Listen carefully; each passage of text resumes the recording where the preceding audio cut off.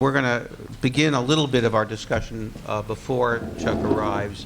I'll introduce our panelists and myself. I'm Steve Cohen. I'm a professor here at the School of International and Public Affairs and executive director of the Earth Institute.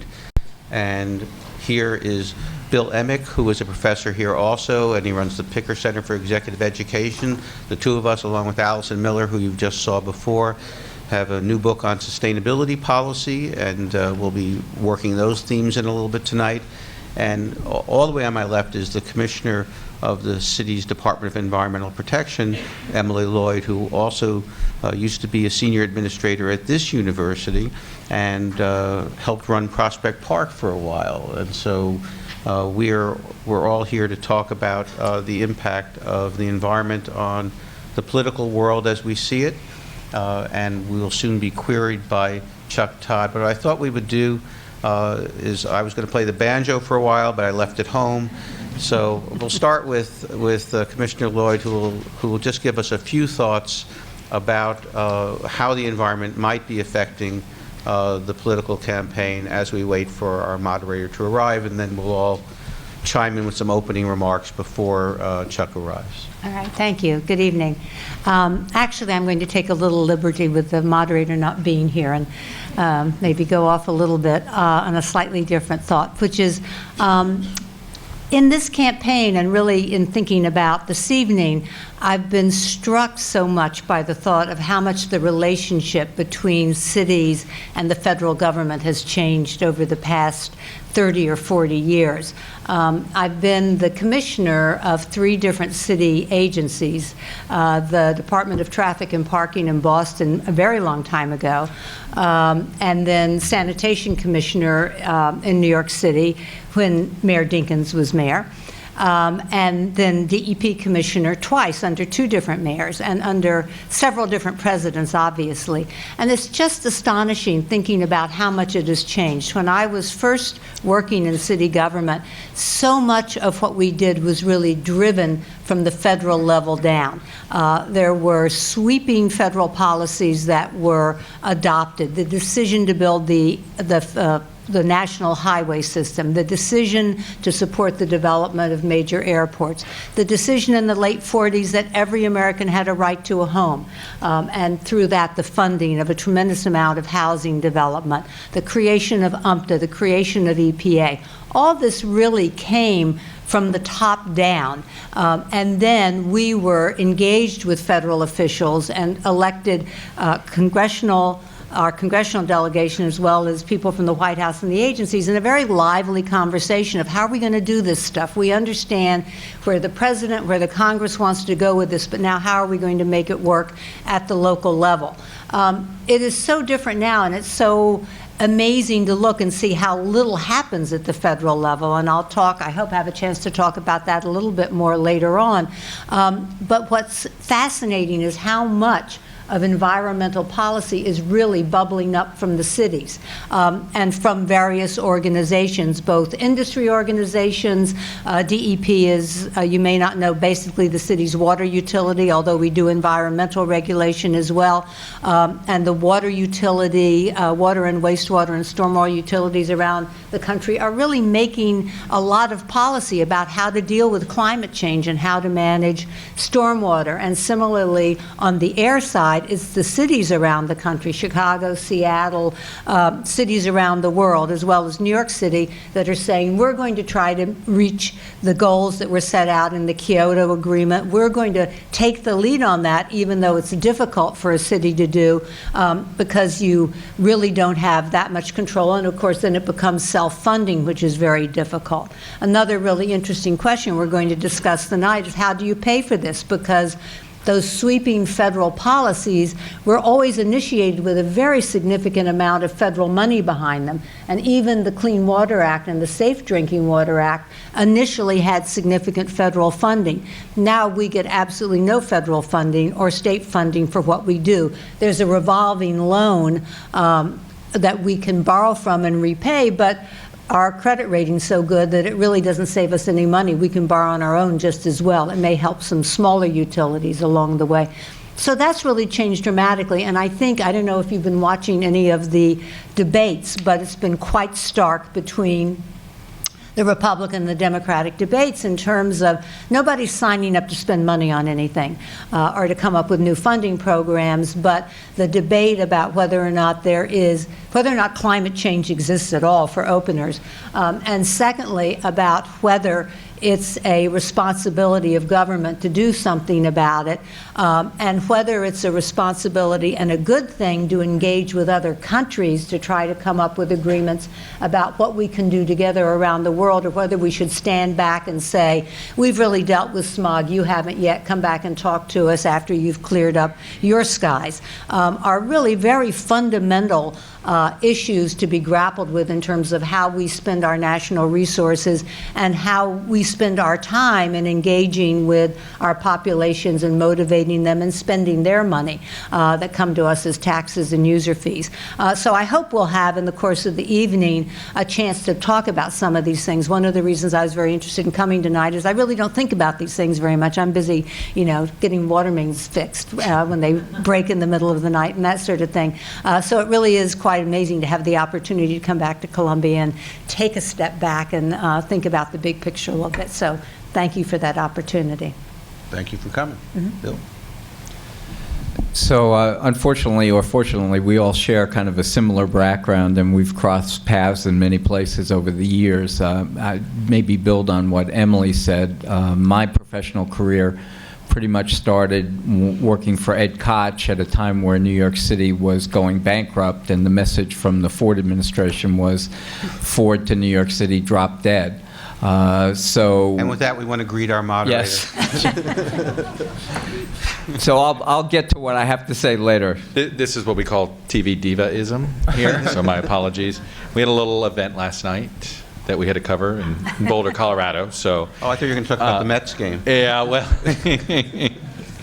I think if you're a Mets fan, if you're a Jeb Bush fan and a Mets fan, you had a really bad night. Really bad. I'm still waiting for the climate change question at last night's debate. Were you guys waiting for that? Not for that debate. No. Not for that debate, not at all. Anyway, again, my sincere apologies. The challenge of Midtown to here can always be interesting.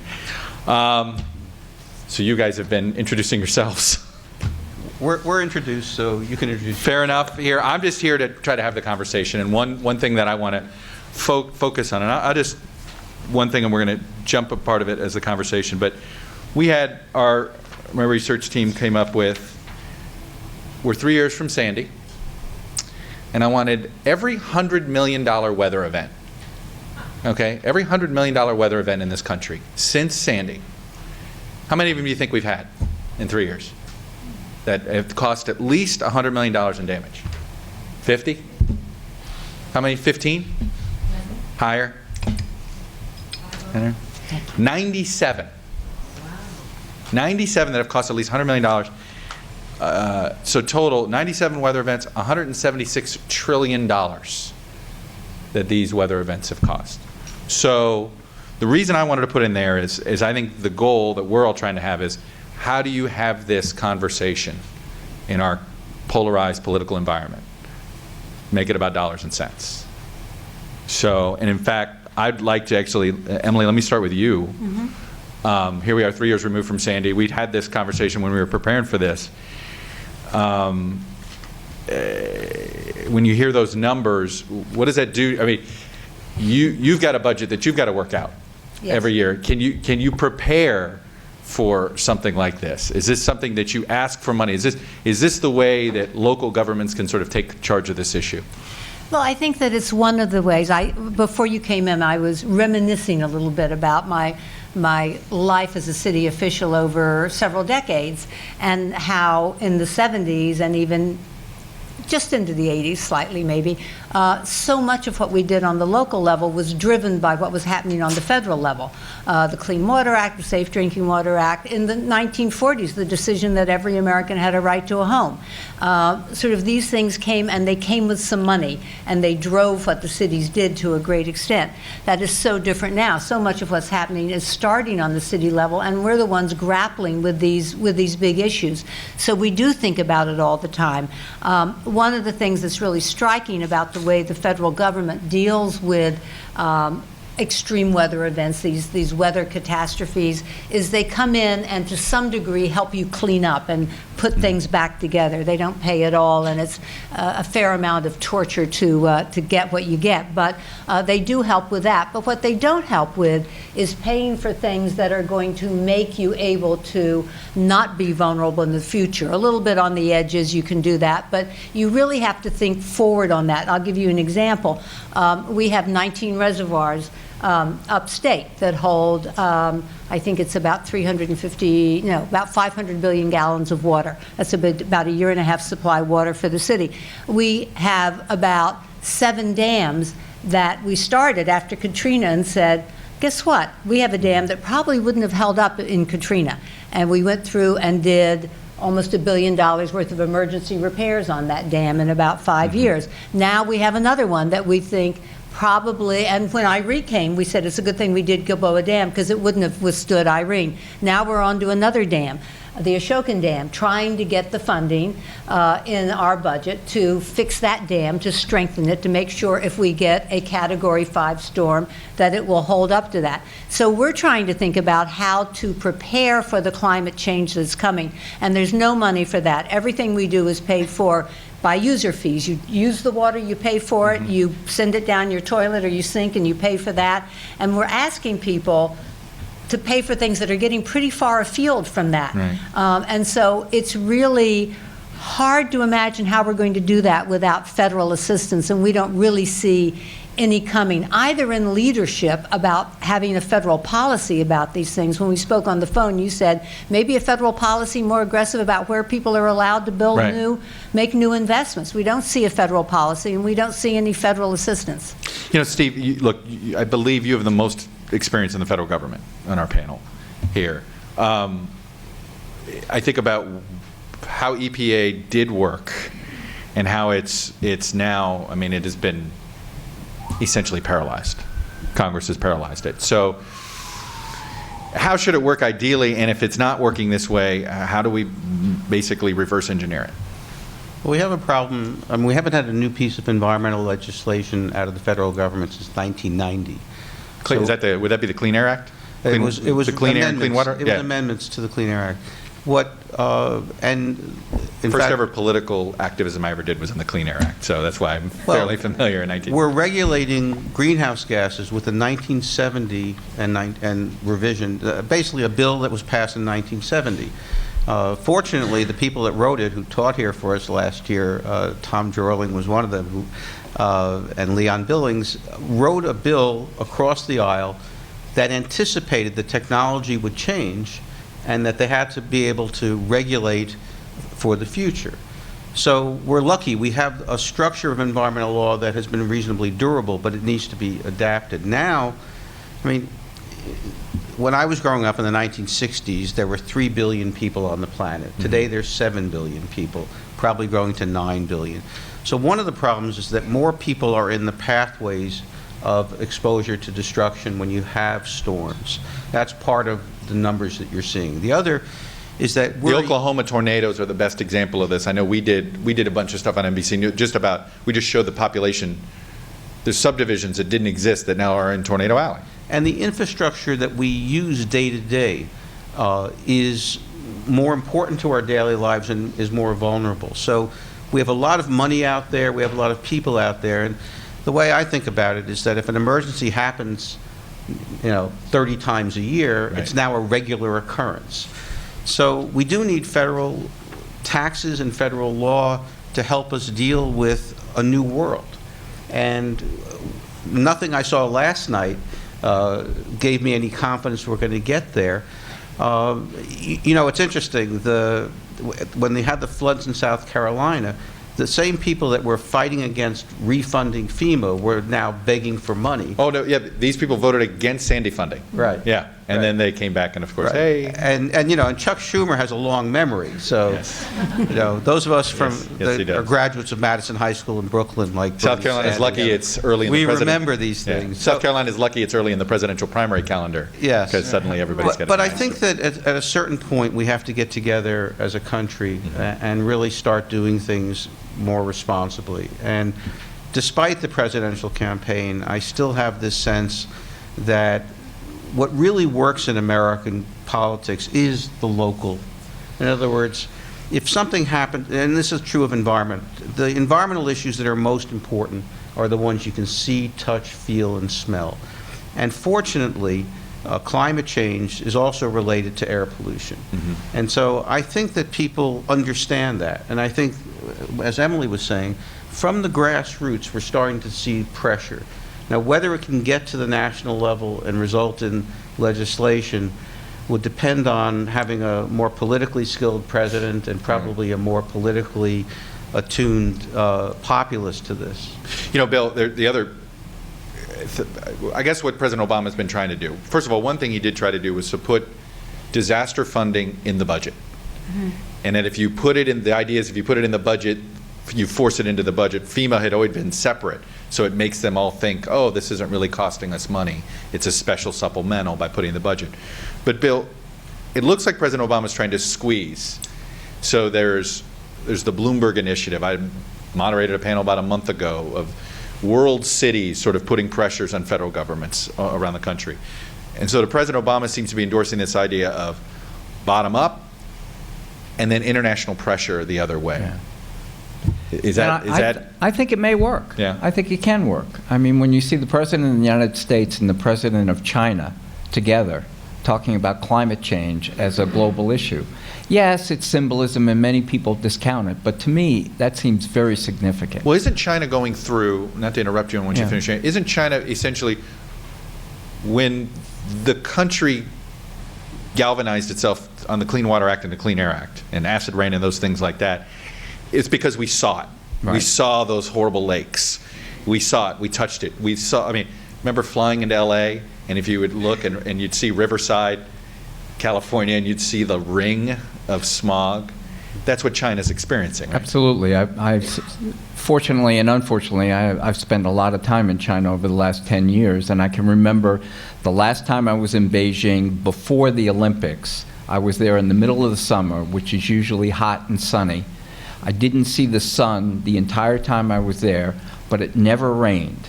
It was just dark because of the cloud of pollution, literally. The Olympics came, they shut all the factories down. It was beautiful for a month. If you go back there now, it's not as bad as it was before the Olympics, but it's unbreathable. And that is creating enormous pressure on the political establishment there. And in part, I think they are making the argument, which we should be making as well, is that climate change can get us to do the right thing in terms of the environment, but that can also create jobs and industry. And some of that is happening here, again, from the ground up, Right. at the state level.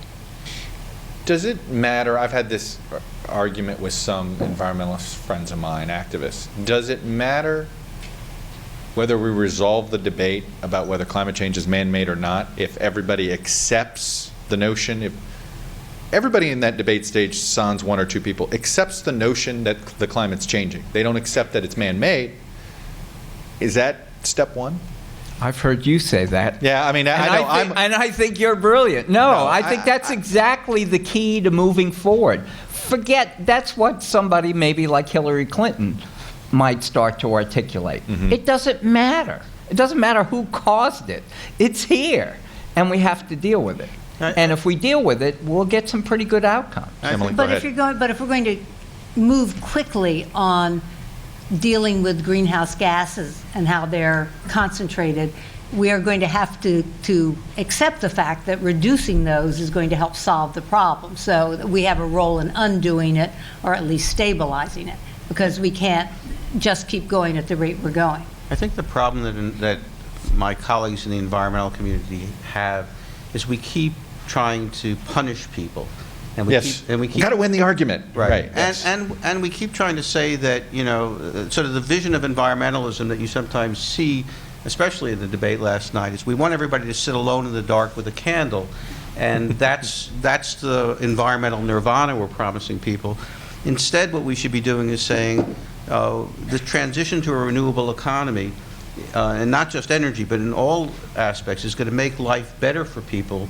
In a sense, it's a little bit like what happened here in New York City. The New York City I grew up in was a small manufacturing city that made a lot of stuff. The High Line was actually a freight train leading from the docks to factories. It wasn't a park. And I often say this, in the meat packing district, we actually used to pack meat. It wasn't just a place for fancy restaurants. So New York City is now the post-industrial city. Right. We went through a wrenching period in the 70s when we nearly went broke in the process. But now, what do we make in New York? We make ideas, we make software, healthcare, we have entertainment, we have tourism, but we don't make bicycles and cars and things like that, which we used to make here. So the way the economy is moving is the high value-added part of the economy is not manufacturing, and is the kinds of things that are based on renewable resources, or can be. So I think that what we have to do is accelerate the high-tech movement from fossil fuels to renewable energy faster. I mean, that what government should be doing is saying, let's create a new economy or let's help inspire that new economy or incentivize that, so that we can get off of this dirty, crummy, expensive, destructive fuel base we have now to something that is actually better, cheaper, and more convenient. And if we do that, then we're actually saying life will be better when we're preventing climate change. All right, but I'm going to bring it to a little political reality. State of Kentucky. There is certainly a good part of that state that feels as if its economy is about coal. And I bring it up because the leader of the Senate Republicans is from Kentucky. There happens to be a governor's race that's going to be solved on Tuesday. Among the ways the Republicans have attacked the Democrat, and among the ways the Democrat has tried to say, hey, I'm not like Obama, is I fought him on these EPA regulations on coal. There are people that feel as if they're losing in this.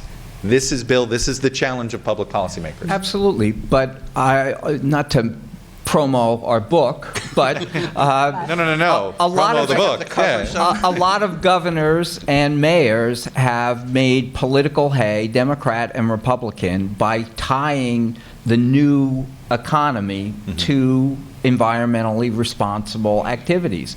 The biggest job creator in Buffalo in 25 years is going to be a solar cell plant run by the Musk family, Solar City, being subsidized by a huge chunk of investment by the state. And it was bipartisan support because they need jobs. And a lot of where jobs are potentially are in the alternative energy space. So I think the politics can change. Yes, will some people in the coal industry lose jobs? Inevitably, there's going to be dislocation, and you have to deal with that, and politics is part of how you deal with that. I also think just on one of the big issues that we talk about in this whole area is how do you pay for it, and how does the federal government play a role as it did in the past? And I think one is tax incentives. That's a big, Solar City has been built on the tax incentives. Right. So tax incentives are easier to play politically. And then I think the other is disaster and resiliency.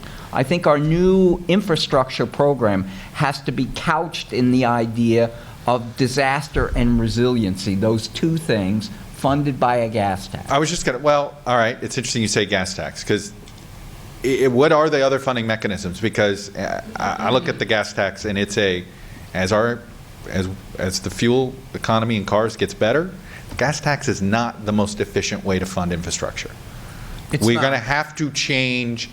We're going to have to, there were some movements, I know, to potentially track miles of road used, which of course, privacy concerned. I remember it was a Republican governor. The first time I heard this idea, a Republican governor in Minnesota, Tim Pawlenty, talked about it. It was a pilot program, a couple pilot programs in Oregon, I believe, that have done this. He threw it out there, and at the time, a Washington Times, which is a conservative newspaper, editorial said, Tim Pawlenty's such a rhino Republican that he wants to tax you for every mile you drive your car, right? As soon as you turn on your car. Well, are there other ways besides the gas tax? Emily? We think- talked about some user fees. Yeah, I think, well, the gas tax is a user fee. I mean, they're all user fees in some ways, unless it's general tax money. But I think that we have to, and I don't have the answer, but and I have been racking my brain, find things to tax that people feel okay about having tax because it's good for them. It's like taxing cigarettes. Nobody really argues with that too much anymore. It's a good thing to do. And if you then use that money to pay for health care or something else, that's a good thing. So I think it's finding the thing to tax that you really don't mind if people use less of it. It's probably a good thing, and over time it may diminish, and you put that to a good use. But I don't know what that is. How about a developer's tax? Yes. I say this like, we just talked about, I look at this list, and again, just Tornado Alley. I grew up in Florida. Miami has not been hit post South Beach. There are billions of dollars that have been developed in South Beach. And when the next Hurricane Andrew hits South Florida, it hasn't happened, okay, and this is now our generation. Should those should there be a user fee of like, okay, you can live on the shore, but you're going to pay extra money, an extra tax, not just extra insurance, but an extra tax that goes to levies. One of the things that came out of the Bloomberg administration was a real commitment to opening up that old waterfront industrial land to higher value uses to grow the tax base of the city. And it's been wildly successful. And if there were a surcharge on those buildings that are making tons of money for the people developing them, it was commercial, now it's residential, now there's a new commercial building going up someplace. People really want to Is this on the be Lower able- West Side that you're talking about? Yeah, I guess, think so, yeah. I think that paying for the luxury of being there helps to build the protection that will make those buildings safe in the future, in addition to what they had to put into making them stable in flood conditions. I think that's one way to do it. I don't know if the dollars come out or not, but I think that's a way to do it. I think Steve, part of yeah. the problem is that we've delegitimized generating revenue for the government. Right. And so the Yeah. idea that So we have to government- hide it. I know, we secretly, okay, we're going to generate revenue, but I can't tell anybody about it. But I do think if you look at what's been successful at the state and local level, so we have in New York and California a tax on every kilowatt hour of energy you use. And it generates a dedicated fund for energy efficiency and renewable energy here and in California. It's one of the reasons why we're getting better at those things in these places. So could we figure out a way to do that at a national level? Probably. And generate more resources that way. I think the idea of taxing luxury development this way, of requiring a little bit more of a payment for flood insurance, not the ruinous stuff that you were hearing about, but enough so that people can absorb it. I think it has to be done in a sensitive way, because some of the people who live by the water in New York are working class people, firemen and cops, who have renovated bungalows over the last 40 or 50 years that were in their family. They shouldn't be taxed the same way the guy that builds the $5 million waterfront house is taxed. There needs to be some sensitivity to it. But all of those are potential revenue streams. But the biggest problem that we have is we have to get back in the business of government as a legitimate player protecting people. You can't get into prevention if we don't have a government. And some of these things have to be done in the federal level. It's like, we got hit by Sandy here, and it was very expensive for New York. Now South Carolina gets hit. They have forest fires in the West. Notice every region is getting hit. It calls for national solutions and national leadership so that you can pay it out over a longer period of time and no single group gets hit harder. But all of that means that we have to bring government and public policy back into the dialogue. That Republican debate was all about how government shouldn't exist. There shouldn't be a federal. No, there's a whole bunch of, there's an anti-regulation movement. I mean, Bill, I hear all this, and I'm like sitting here, when we're going to move to Q&A with the audience pretty soon, but I'd love suggestions. How do you think I should push? To me, financial incentives are the way to at least have a market-based conversation with conservatives. Well, I think, first of all, you guys, not you personally necessarily, but the media is pushing it. You can't watch the nightly news without a story about disasters around the world. Yeah, and but the we don't connect it to dislocations climate. and the problem. Don't say Well, climate but it change. doesn't matter. No, I know, but It we have doesn't this debate. matter. By the way, we have this debate in the newsroom because we can't fully prove it's climate. So sometimes we're like, well, you can't say it's climate change per se, but wow, they haven't had this type of flooding in 500 years. You know, True. I think it's all because of Obama, actually. it's always Obama's fault. That's what. But I think what it does do is keep on people's minds that these weather events have enormous impact on people's homes, on roads, on bridges, and more it reminds people, yes, there's a problem. We have to do something about it. So that's one. Two is what the title of this event is about, and that's about leadership from the presidential level. And so in the end, we'll still be talking about these things unless someone, and maybe it's Hillary Clinton, maybe it's I don't know who it is going to have to put this on the agenda and argue for it aggressively as opposed to defensively. Look, I do think a Floridian on the ticket is different.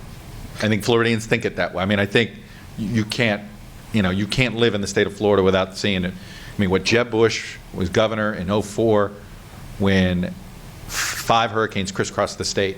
It was an unbelievable year. And so, But you're not allowed to say climate change there if you Well, work yeah, for that's the with Governor state. Scott there, yeah. Yeah. Emily, let me ask you this, all three. How come the insurance industry isn't pushing? The insurance industry has a lot of clout when they want to have it with politicians. Aren't they tired of paying out claims? Why aren't they pushing the government to take Yeah, more I mean, aren't they tired of responsibility? paying out claims? Isn't it in their I interest? think There's for prevention here. Like this is one part of this. Health insurance companies had incentives for us to live healthy, eat healthy, go to a gym, you get a discount, right? Why aren't the same insurance incentives? Why insurance companies? I'm guessing, and we've been talking about this a fair amount in New York, is that they are still trying to figure out, they still think they can figure out how to do the tables right so that they still make a lot of money and pay out a certain amount. So you boost it up if somebody has, lives in a certain area or if they're at risk in other ways. I don't think they've realized yet, which is I think is where it's going to go, that people won't be able to afford the insurance that they need to charge in order to provide the coverage. By the way, a bunch of insurance companies wanted to pull out of Florida in 2004. They had to do a catastrophic state-run based system essentially. But I So- think, again, that's because they compete with each other unless they collude. That's another area where there should be a national conversation with leadership at the top. And I think one of the things that I think Obama has tried to do, but the next president should do much more of, is to make the conversation not between the president and Congress, but between the president and the cities. I think that the cities are where people are most focused on the impacts. It happens in the country too. It happens in South Carolina, but it's much less high-value infrastructure, and there are many fewer people. I think it's really the cities that have their economies damaged by this, and that it ought to be between the president and the cities. Well, interestingly, it's Swiss Re, a reinsurance company that has been very active in funding climate research and in paying attention to trying to quantify these risks better, because you're right, they will win and lose depending on whether we understand this better. But I think it is the insurance industry. It's also, I think, city governments that have been active in this. And I think it's an interesting story. The Underwriters Laboratory, which was funded by the insurance companies, started because of boiler explosions in New York City. People had boilers in their apartments. They kept exploding, and Underwriters Laboratory was formed to test those boilers. So it had to have a UL, or you couldn't get insurance on your building unless you had a boiler that was effective. So mobilizing the insurance companies behind this, so that could be a valuable mechanism for bringing about change. Part of it is that they have to believe that in order for them to make money, they need a more predictable set of risks. I think that chart you started with the Right. 90-some-odd incidents, certainly ought to be convincing those companies that they're going to be losers if we don't get this under control. Right, I mean, this $167 trillion, I mean, I kind of want to reverse audit. Where did we get the money? Like, where did it all come from? Who paid some of it? Bet you the insurance industry paid a lot of it. I'm going to open up to question. Wow, okay, this won't be. That was hard. This was. You put your hand up first. You raced. So I think we have microphones. So hang on a second. And fire away. I was wondering how you thought your colleagues at CNBC Oh, did jeez. last night in raising the climate control and environmental issues. How would you assess them? As I recall, I think there was only one question asked of Chris Christie, and he accused them of being ruder than New Jerseyans. Well, look. And that was kind let me at of least it. put. There Let me was put no you. follow-up I or- understand. And let me just put you in the minds of when you're organizing one of these debates, and which is you're putting on a Republican primary debate. It's for Republican primary voters. What are they debating? And so I can just tell you how I organize myself. When we're in charge of, we've put on 25 debates over the last 3 presidential cycles, I think, since I've been at NBC. And it's Republican primary voters that are deciding who the Republican nominee is. They're not having a conversation about climate. On Meet the Press, am I going to ask questions about climate? Yes. I think it is my responsibility. This is about a public policy thing. Sometimes when you're in a debate, there is this, and I think it's and look, and you can, I think, disagree with this, but the conversation is had is, well, wait a minute. And that's because you're not going to get a response from the candidates, because the candidates, there's nothing to be gained for them to have this conversation, because the voters they're talking to, they're not interested in the conversation. I know that's not a... It's a national audience. That I get. I'm just telling you, the organizing principle. I'm not saying it's a good answer. I think putting it on fiscal terms is the better way to have the conversation with the Republican side of the aisle, which is, this is a fiscal crisis. We've got, you talk about $19 trillion in debt. Here's $176 trillion in 3 years. So, I think it will come up, though.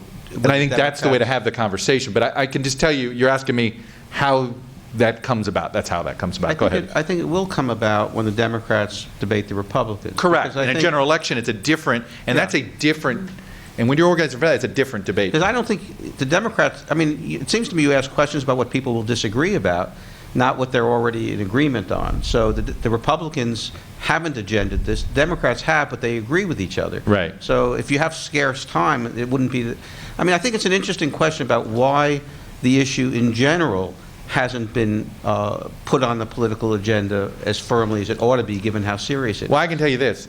If I'm holding that debate in South Carolina and we're in charge of it, or we're having, then to me the question is, okay, who's paying for this? Forget the debate, so I think that you try to have it, and the way I look at it is you try to have it in the language that they're speaking with their voters. And so, for what it's worth. I don't want to judge them either way. Let me go in the back over there. Okay. Yeah. First of all, I'd like to thank Emily for having a responsible team of people working in your department. My question yay, is... Emily. So many SEPA graduates. Here, here. So let me ask a question about electricity usage in the city. What about the idea that people who use less electricity pay less, and as a result emit less CO2 into the environment? And sort of a punishment for people who use a lot of electricity and pollute a lot should pay a premium for their electricity. That's point one. And point number two is, when we're having a higher number of days in the city, vis-a-vis the report that just came out recently of 90-degree temperature days in the summer, escalating to, I don't know what it was, 50 or 60 days in the near future. What about the idea of opening stairwell windows and letting people open their windows and cross-ventilate their apartments, which would be a low-hanging fruit solution to people who cannot afford air conditioning and high electricity bills, particularly seniors? Thank you. Well, I'm not at all expert in answering either of your questions. I think that the idea of tiered fees, where at a certain point the cost goes up because you're using too much of something, is something they're doing in California. The way our water rates are set up, we are not able to do that because of the way our billing system works yet, but would like to at some point in the future. Although, in fact, because of higher electricity charges, people are doing such a good job of conserving water that New Yorkers are ahead of us in our conservation goals, which is very good. I think many utilities of all kinds use the system that I think you were describing, where you get a certain amount at a fairly low rate, and then when you go above that, you get penalized. And I think that's a great way to get conservation.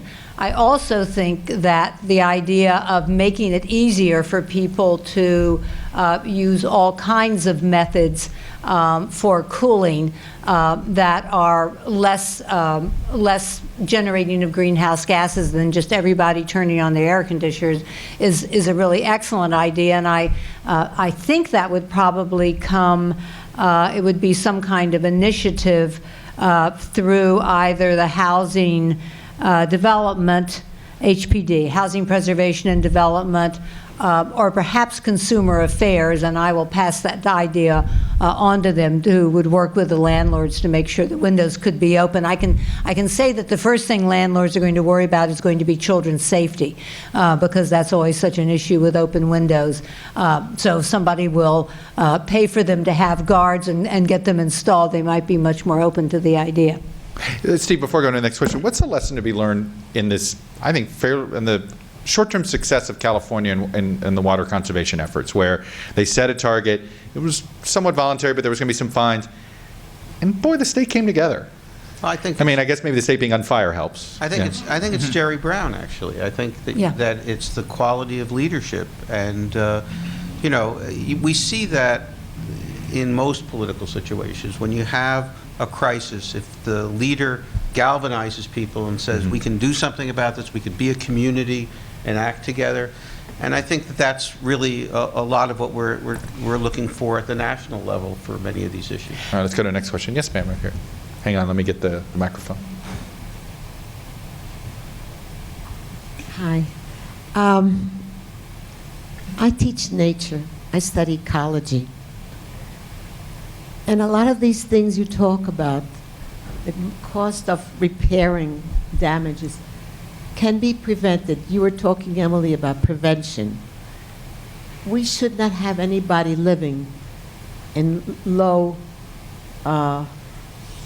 places that are very low down, and what do you call it? Low Floodplains or... flood, yeah, right.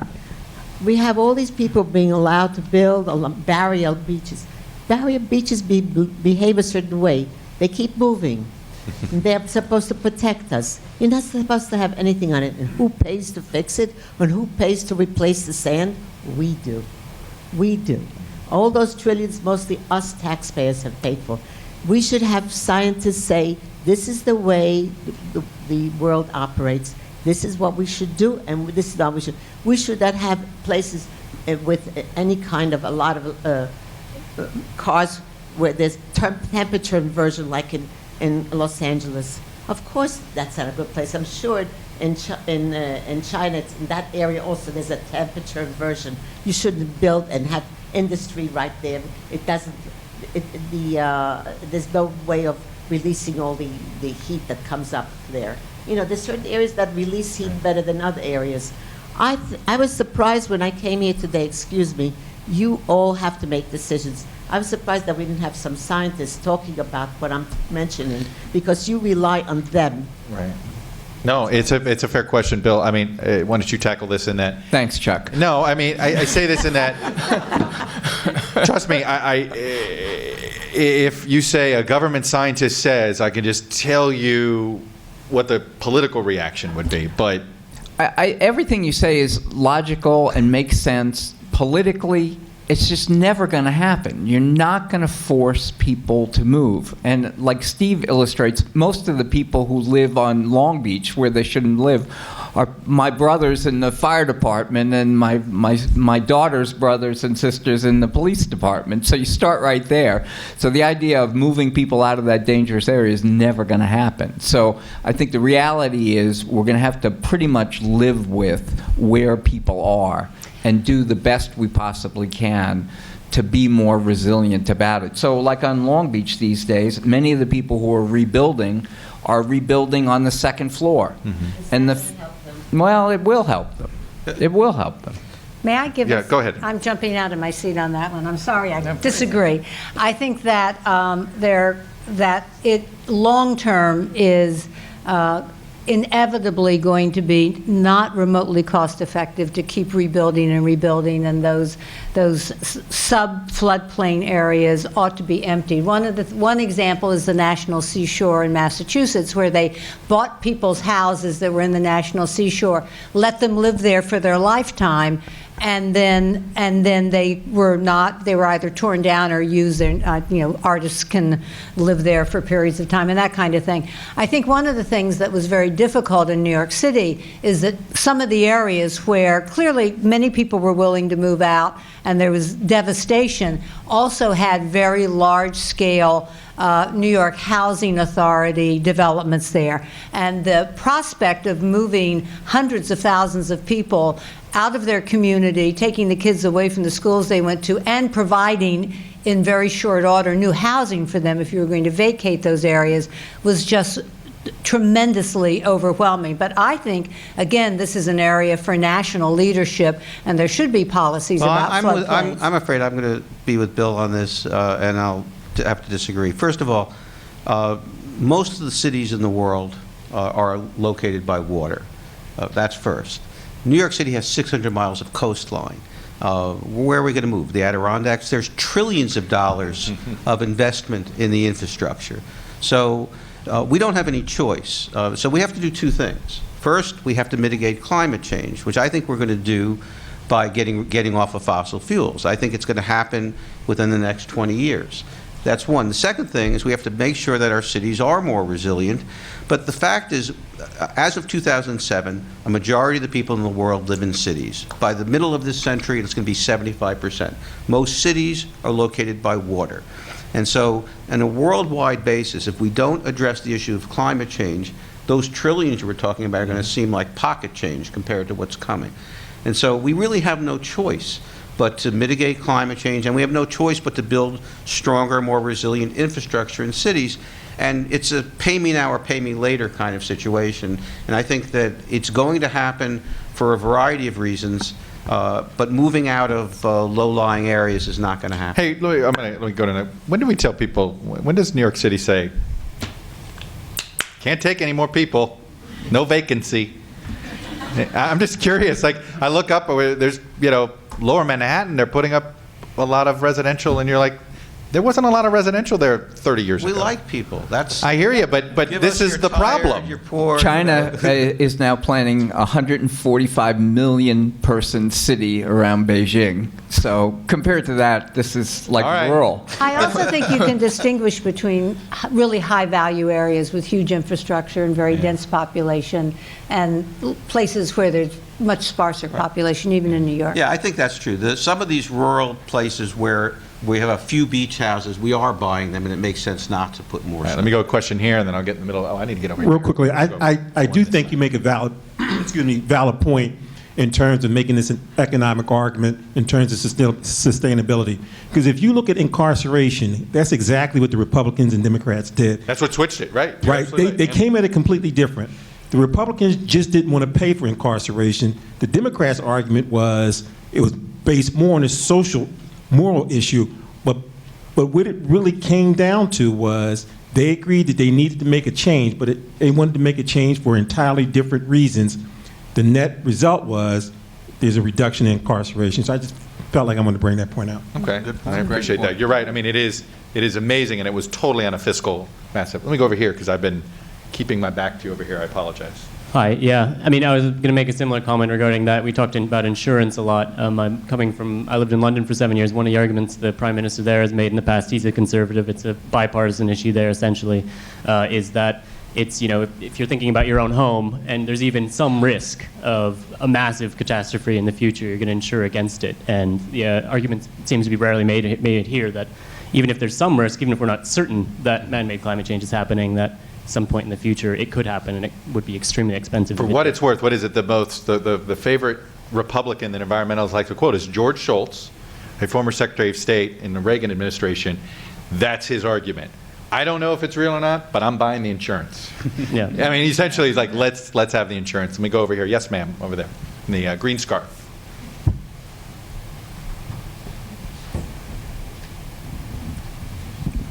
Thank you. From my perspective, Republican candidates seem to be racing to the bottom in their response to science-based issues such as climate change.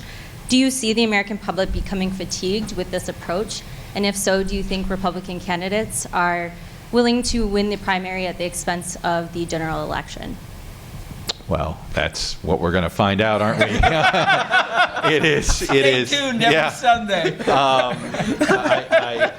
Look, this issue of science, it is amazing the war on science that's taking place a little bit. It's funny where some will pick and choose when they want to talk about science when it comes to abortion, and when in the scientific and the technological advances that have been made to find out when do you hear the heartbeat, when do you so I guess I would say, force it to okay, you're either all in on science, on your ideology, or you're not. But I think, look, you bring up a valid point. I go back to, on this issue, if a Chris Christie's not running for president, I think he has a different conversation on climate. I think Jeb Bush and Marco Rubio, if they're running for president. But the fact they come from where they come from, I think between the three of them, you're going to have a fairly fact-based conversation on this. I'm not necessarily. There is one medically trained scientist in the field that doesn't want to have that conversation on climate, but I will leave that there. But Jerry Brown sent him the UN report. He did. And urged He sent them everybody to read that. it. Yes, he sent everybody that. Let's see. Yes, sir, back there. As citywide administrators, or just administrators in general, while you're watching these debates, when do you hear certain things that kind of make you roll your eyes and say, who's going to pay for that? Or how is that going to be run? Where are those little, I guess, like dog whistle statements that come across in these different political candidates' talking points, platforms, and plans that seem like they're executable on paper, that you listen to as an administrator and say, there's no way that can happen? For example, if you heard Marco Rubio talking about resiliency, that would kind of presuppose that in some de facto way, Marco Rubio also believes in some facet of climate change. So what did you hear yesterday or before or in the future that would... That's when I was watching the Mets, I'm afraid. I switched channels. But I mean, have you heard some of any of these plans that you feel like are just I have to say, I haven't heard very much. I did not hear that. I was probably watching the Mets too at that. I was going back and forth. But I think that what I hear is no interest in paying for anything. And there are already a lot of unfunded mandates that come to cities in a variety of ways, and that really concerns me. Because I think it falls so heavily. For example, all the water and wastewater and fixing the dams and managing more stormwater is paid for by the 836 people who own buildings and therefore have water accounts. We're at the point now where a third of those people are paying, because they're probably single-family homeowners, they may be elderly, they're paying more than the amount that EPA says is appropriate of their median family income, of their family income, than they should be for water and wastewater services, because New York City has so many relatively poor people and so many very rich people. And so a lot of that burden falls on poor homeowners, and they're paying more than they should, but there's no real way to distribute it that way, given the way the user fees are set up. So it really does worry me. I mean, I hate to sound like a tax and spend person, but I think the federal government has a role in this. Well, can I go back? Let's go back to the gas tax. The gas tax is going to go away, because it's just not a feasible way to Right. fund as our technology gets better, as people drive electric cars. So what's the next way? But think of the to things collect? think of the things that could be taxed more. Think of what about electronics could be taxed more? People who spend a huge amount of money on them. What about internet services? What about internet shopping? What about the things that people use heavily, and many of them who use it are relatively affluent? If you're doing all that buying. When I was at Columbia and the Amazon boxes started arriving, it was quite a change in culture. Now, rational, the politics of that is, I remember we still don't allow parts of the internet to be taxed because we've decided, it's this crazy experiment and we want people to go on the internet. Right. And now we're missing out on all these Well, you bricks and mortars. always have to build a case for why it makes sense. I don't think anyone's really built that case very effectively, except for a few states who want to do the sales tax. But I think we have to think about what is it out there that's being heavily used, that's not taxed, that is being heavily used by relatively affluent people who wouldn't give it up for anything in the world, and how can we then build a case for, and I think that's always linked to what would you use the money for? And by the way, don't ever run for office, because a Republican will say, she's looking for things that haven't been taxed.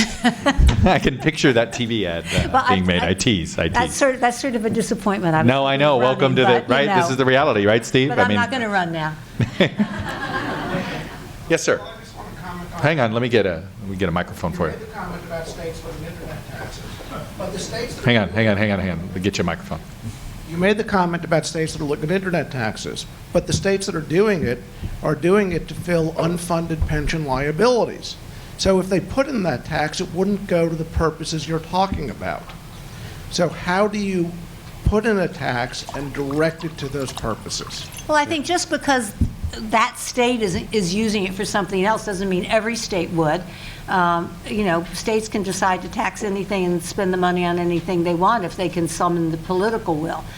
So I think, and if it was a federal, was a federal undertaking like the gas tax. Is the gas tax federal? I think it is. Yeah. It funded There's the federal Highway and Trust state. Fund. Yeah, federal and state. So I think that would, I think that decision could be made, but the case has to be made, a compelling case to A, tax it, and B, direct the money to something important.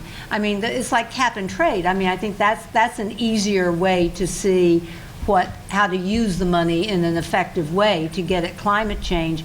But I think we need to come up with the things that it would make sense, because then they don't sound like taxes, they sound like user fees. But I Yeah, think Steve, that go. the central question really is, it started in 1980 when Ronald Reagan decided government was the problem. And we're now several decades into this. And the problem really is that we need to act as a community, nationally, to deal with some of these problems. I mean, we live in New York City, and we have a really good government. I mean, I think the government here functions very effectively in delivering enormous amounts of services and dealing with real problems. And we have real problems, we see them. Whether it's a relatively recent phenomenon. I say the last quarter, century. I mean, I think it is been impressive. But we almost collapsed in the 70s. It was a real lesson. The United States may be in the same situation right now. But I think that the problem here is that we need to go back to legitimize government as a player We need a public-private partnership at a real sophisticated level if we're going to deal with the problems of sustainability. If government is not going to be a real player in it, and means a funded government with revenues to play in the game, then we're in incredibly deep trouble. We are right now in incredibly deep trouble. You had President Obama struggling through his whole administration to try to get people to see problems and act on it, and we're really not making an enormous amount of progress. So we need to do better in the next decade than we did in the past decade. Bill, you wanted to chime in here? No, and I think the point that our colleague raised before is very apropos. I think there's something in it for everybody here. And so the highway system was built with government taxes by a Republican administration arguing that it was national security. We had to hurry up and get the people. We had to move the people. Yeah. But also a lot of developers and builders and a lot of people came together, whether they said it or not, who saw something in it for me. Mm-hmm. And I think the same thing can happen about infrastructure and resiliency. No one argues that we need enormous investment in infrastructure nationwide. A lot of that can be directed toward the issues that we're talking about, and people have to find their way to support it. And one way to support it is jobs and money in my state, in my community. This is not a bad way to end. We went a little bit over because we started a little bit late, but I want to summarize. I'd like to think we got a few things out of here. It's like, number one, we're seeing the power of the cities, and I think that is real. You're seeing that. Number two, the international movements that are taking place, China because they're forced to. But coming up with the private sector incentives, insurance industry and developers, and figuring out how to get them in the game. You get all that in the game, the politicians will follow, trust me. Developers and insurance industry, if you throw that in here, then suddenly things move. And our $176 trillion in unweathered liabilities. Anyway, a big thanks to the panel here: Steve Cohen, Bill Emick, Emily Lloyd.